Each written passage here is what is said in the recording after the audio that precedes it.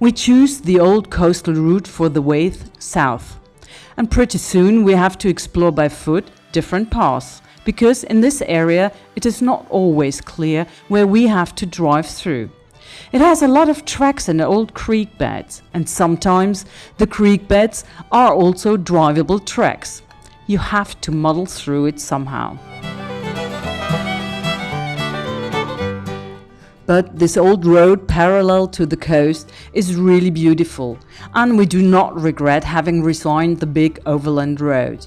After all, Globy also wants to have a little bit of fun. And my fun is also taken care of. There are enough gates to keep me busy. Though I don't know why they always have to be built so tight. Luckily, Globy has not gate weight, otherwise it would become very tight. The landscape is very pretty. Again and again new plains and valleys open up in front of your eyes, so it never gets boring. Of course, we always have to cross smaller but thank God dry river courses. The embankments, however, are steeper than you think.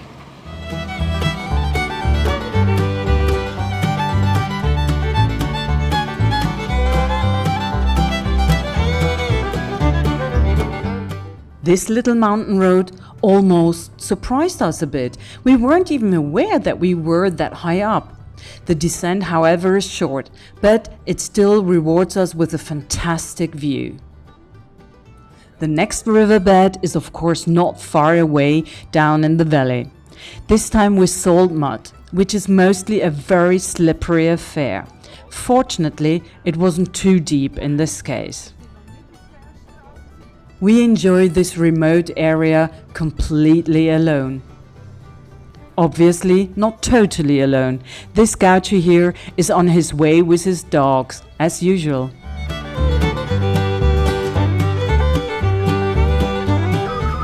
A few days later, the weather luck leaves us a bit. Only sunshine all the time would anyway be boring. We are on our way to Cabo Blanco, a headland with a lighthouse, which is though no longer in operation. From far away you can see the needle on the rocky hill. The Tierra is rocky and rough, but we find a nice spot right next to the rocks.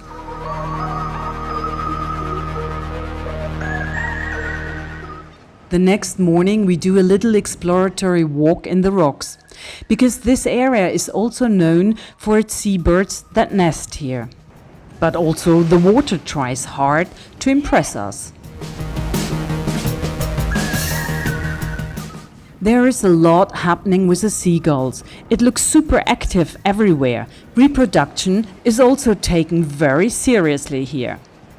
Peter calls. He has found another way down to the water. The surf between the rocks is really massive, and that makes it a nice photo motif.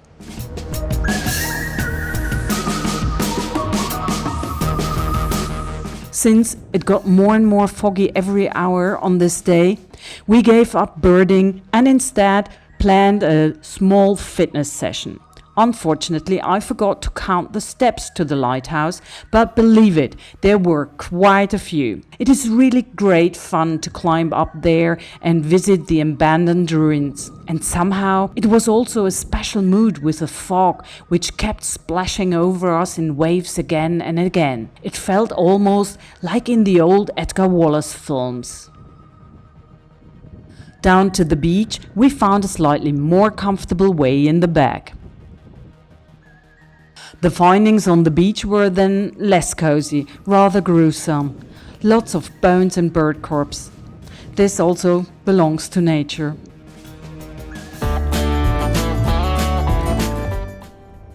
Once again we were lucky and found a way that went through the middle of the backcountry. In theory, we should cross a farm in this deep circular valley. But that was not possible because the path had almost completely broken away. So it was a matter of finding a bypass. We followed the nose and the cardinal direction south a bit, and were really lucky that we could pass everywhere.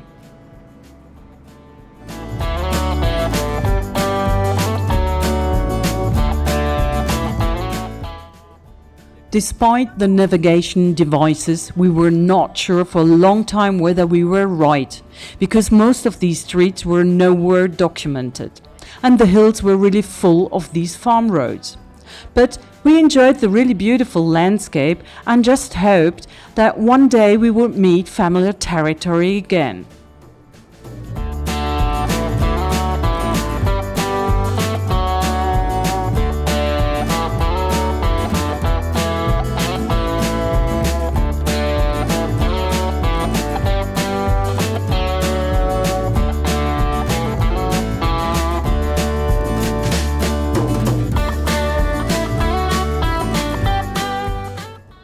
And it's hard to believe, but we arrived at the back of the farm we should have been crossing. Hence, it was clear to us that we had to go up the hill on the left. Well, sometimes a little bit of luck is also part of the game. After that, the little rain didn't really bother us. We were just happy to be on the right track again.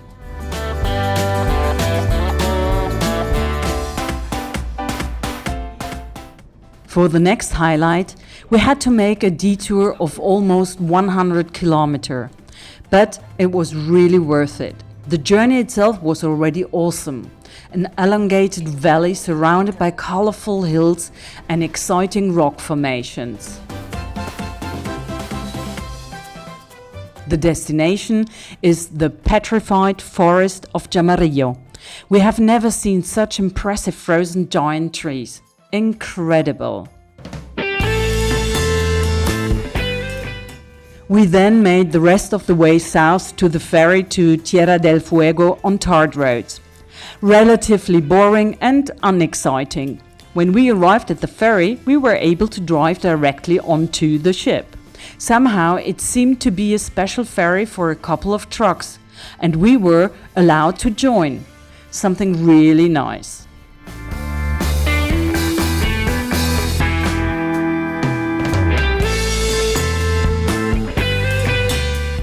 Although the ferry was otherwise empty, we had to park very close to our neighbor, but we managed to do the centimeter work without scratches. The crossing does not take very long. We were able to pay on board, so everything was very straightforward.